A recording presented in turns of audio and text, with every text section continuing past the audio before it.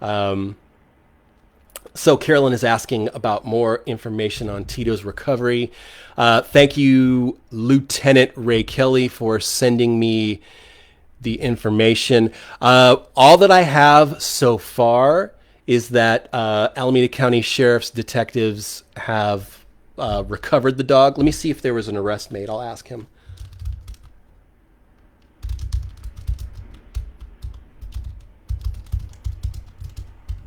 So I will let you know as soon as I hear back. But definitely, let's see. This came in not too long ago, 7:03, and that was Lieutenant's text that in to. Oh, they've got video of the dog being reunited with the owner, which is super cool. It's been recovered by detectives. Tito was stolen at gunpoint from his family on a walk.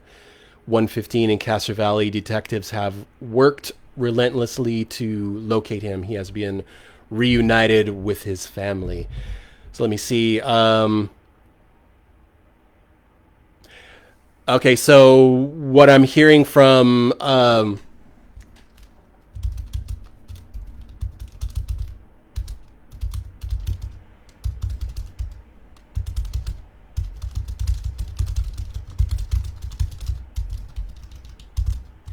so according to Lieutenant Ray Kelly, with no John, welcome to the show,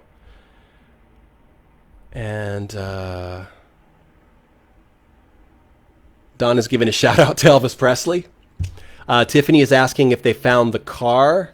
We'll see what's going on with that. I think we're going to hear a whole lot more information as this rolls on. I did invite Lieutenant Ray Kelly to call into the show. He did say that there were many arrests in the pursuit of Tito. So there you go. There were multiple arrests in the pursuit of Tito.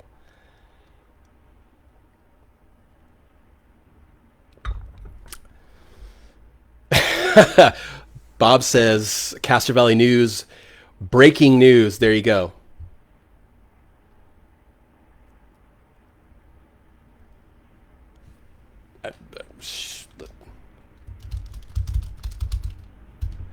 So Lieutenant Ray Kelly says he's going to try to do FaceTime. So if he does, I'm going to...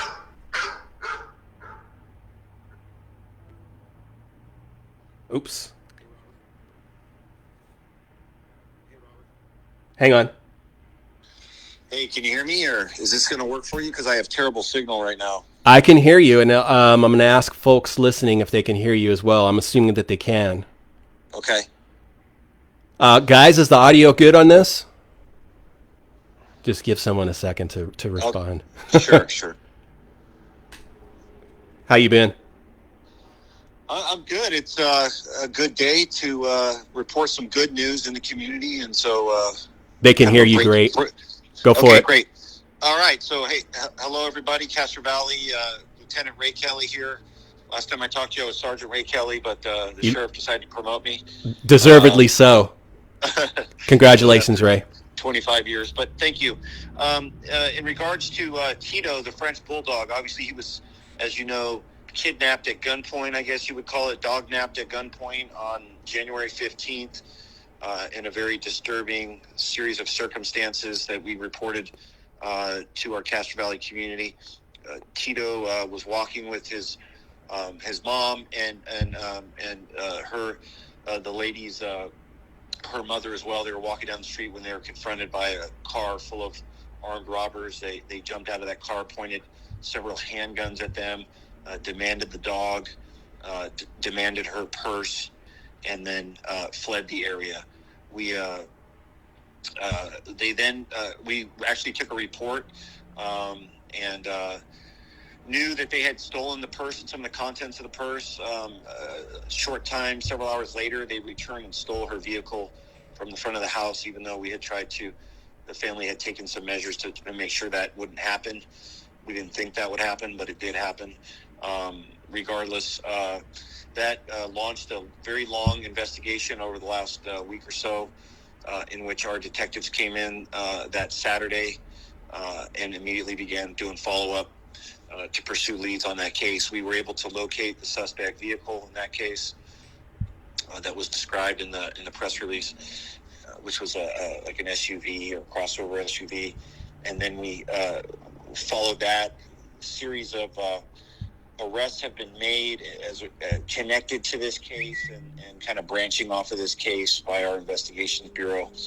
A lot of work that took us in a lot of different directions. Ultimately today, though, to bring some good news, some story, we got a tip that Tito may be at a certain location, and we followed up on that tip.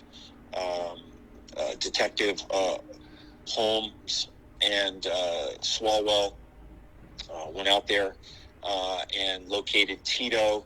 And then initially, obviously, Tito couldn't tell us who he was, but we looked at some photographs and the markings on him. We're pretty sure it was him. And then our animal services unit responded with the chip reader, because Tito had a chip in his under his skin, and we were able to scan that chip and then confirm Tito's identity. So all really good work in the name of getting the dog back.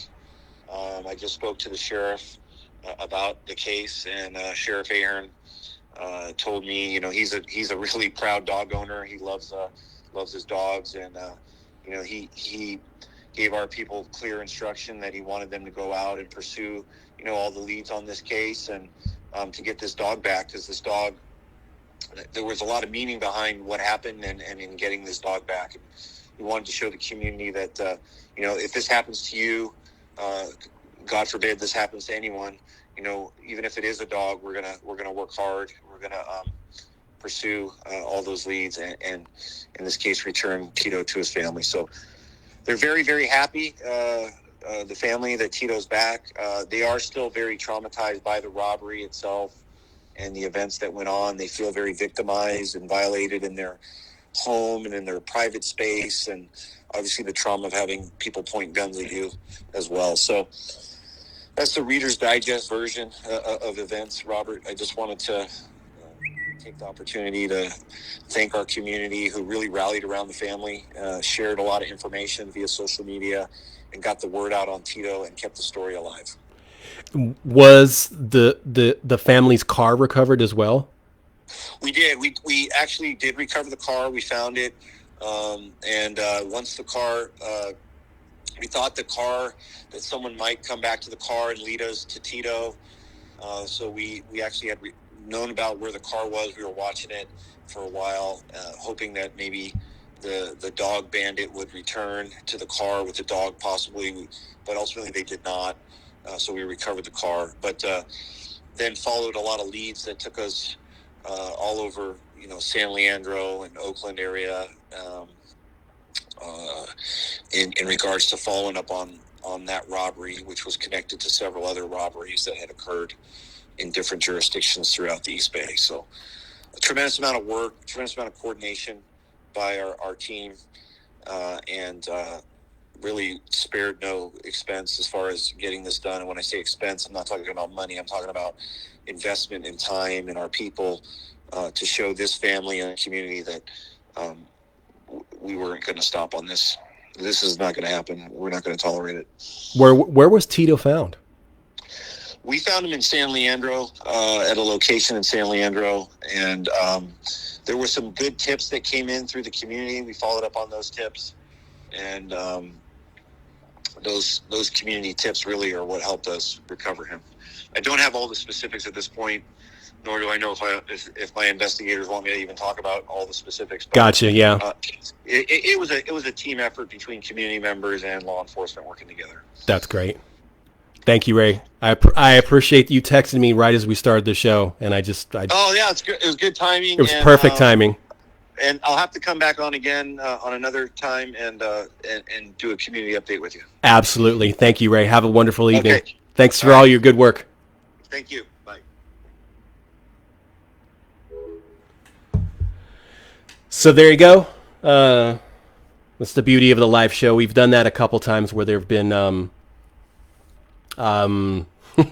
breaking news that has just come up during the show. Good evening to Daria. I think you are new to the show as well. So we're at 4.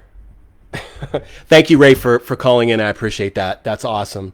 I love being able to bring you guys news in the second, and fortunately, Ray was available to call in and give everyone the scoop. Literally, I mean that was a ton of information that I didn't know about what had transpired. So that's awesome. And when Ray was mentioning two of the folks, two of the deputies or detectives who had been responsible for recovering Tito, I smiled because he mentioned, I think he's a deputy. I think he's still a deputy, Deputy Swalwell, who is, you'll probably recognize the name for good reason. I've done a ride along with Deputy Swalwell, and he's just awesome. He's a good dude. He's awesome. So anyways,